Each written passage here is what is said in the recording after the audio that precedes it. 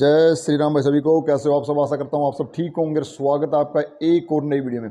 दोस्तों, हमारी जो लास्ट की 2 वीडियो थी वो थी बल्किंग और कटिंग स्टीरॉयड की डोजेज़ के बारे में, कि अगर आप बल्किंग करना चाहते हो तो स्टीरॉयड का जो साइकिल चलेगा उसकी डोज कैसी होनी चाहिए, और अगर कटिंग करना चाहते हो तो स्टीरॉयड साइकिल की डोजेज़ क्या होनी चाहिए।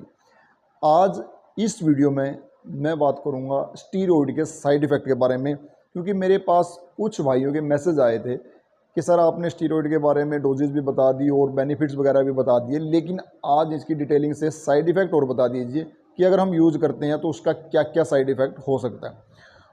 दोस्तों, सबसे पहले तो मैं हर वीडियो में ये बोलता हूँ कि स्टीरॉयड के साइड इफ़ेक्ट बहुत सारे होते हैं भाई, और नॉर्मल फिटनेस के लिए इसको लेने का कोई बेनिफिट नहीं है। अगर प्रोफेशनल लेवल पे जाना चाहते हो तो बेशक आप इसको यूज करो।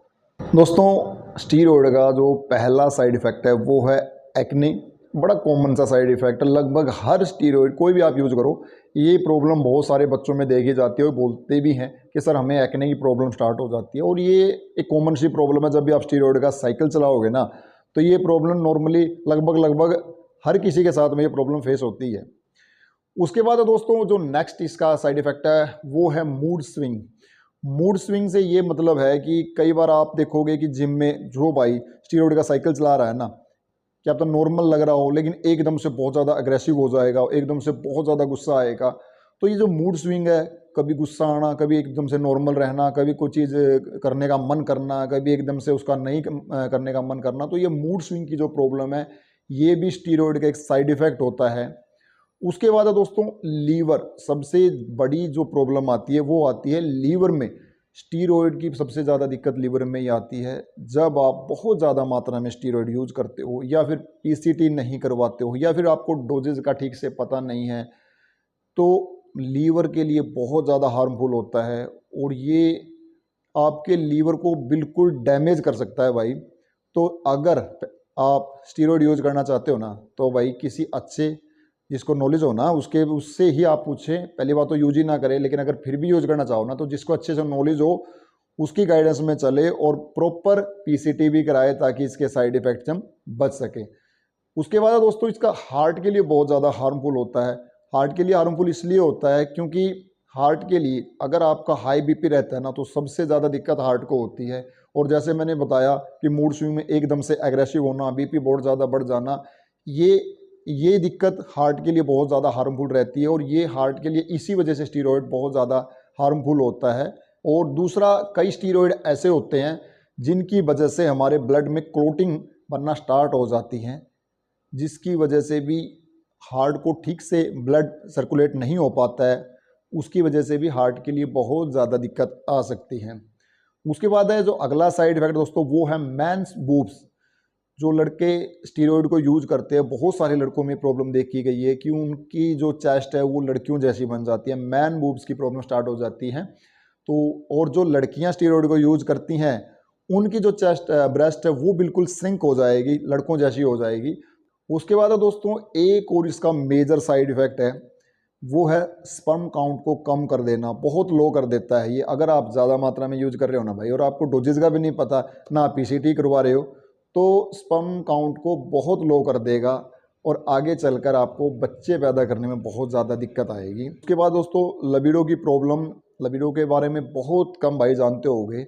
इसका मतलब ये होता है जब आपका सेक्स करने का या तो बहुत ज़्यादा मन करे या फिर बिल्कुल ही मन ना करे। तो स्टीरॉयड के ये साइड इफेक्ट होते हैं। जब आप स्टीरॉयड का कोई भी साइकिल यूज़ करते हो, या तो ये आपके अंदर बहुत ज़्यादा इच्छा होगी कि सेक्स करने की, या फिर बिल्कुल ही नहीं होगी।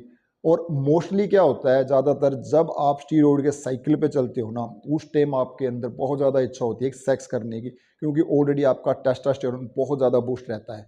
लेकिन जब आप स्टीरॉयड को बंद कर देते हो उसका साइकिल को, उसके बाद जो आपकी सेक्स की जो फीलिंग है वो बहुत डाउन चली जाती है, और एक तरह से बिल्कुल ख़त्म भी हो सकती है अगर आप बहुत लंबे टाइम से और बिना किसी प्रॉपर गाइडेंस के स्टीरॉयड को यूज कर रहे हो, और पीसीटी भी नहीं करवा रहे हो।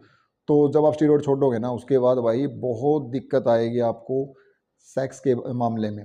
अगर कोई लड़की स्टीरॉयड का कोई साइकिल यूज़ कर रही हैं, आजकल मोस्टली बहुत सारी लड़कियां यूज़ भी कर रही हैं, तो एक तो साइड इफेक्ट मैंने आपको बताया है कि उनकी जो ब्रेस्ट है वो बिल्कुल श्रिंक हो जाएगी, लड़कों जैसी हो जाएगी। दूसरा साइड इफेक्ट होगा कि भाई उनका फेस वो भी लड़कों जैसा लगेगा। और तीसरा, उनके चेहरे पर बाल आना स्टार्ट हो जाएंगे। एक तरह से लगा लो कि जैसे दाढ़ी मूंछ आती है ना, उस तरह से लड़कियों के फेस पर भी बाल आने स्टार्ट हो जाते हैं। तो ये तो हो गए इसके स्टीरॉयड के साइड इफ़ेक्ट। अब हम बात करते हैं कि इन साइड इफ़ेक्टों से अगर बचना हो ना तो वो कैसे बच सकते हैं।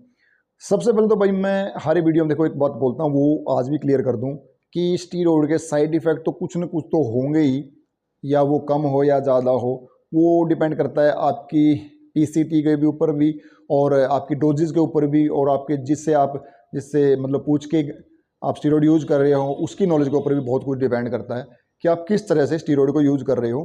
तो साइड इफ़ेक्ट कम या ज़्यादा हो सकते हैं, लेकिन अगर हम अच्छी गाइडेंस में चलते हैं तो साइड इफ़ेक्ट बहुत कम हो सकते हैं। तो दोस्तों, अगर हमें इनके साइड इफ़ेक्ट से बचना है तो सबसे पहले तो मेन चीज़ है भाई, वो है पीसीटी। पीसीटी ज़रूर करवाएं। बहुत सारे बच्चे ये सोच लेते हैं कि यार स्टीरॉयड के बाद बाद का जो खर्चा है क्यों करें, छोड़ो हम पीसीटी नहीं करवाते, कुछ दिक्कत नहीं आती। और बहुत सारे जिम ट्रेनर या फिर ओनर भी बोल देते हैं ये कि यार कुछ नहीं होता है छोटी मोटी चीज़ों से, कोई बात नहीं है, तो मैंने भी यूज किया था और ऐसी कोई दिक्कत नहीं आती, तो मतलब बोल देते हैं, और वो भी उनकी बातों में आके पीसीटी नहीं करवाते। तो भाई ये सबसे बड़ी गलती है। तो पीसीटी आपने ज़रूर करवानी है। पोस्ट साइकिल थेरेपी इसकी फुल फॉर्म होती है। तो पीसीटी आप ज़रूर करवाएं। उसके बाद दोस्तों, अच्छी डाइट।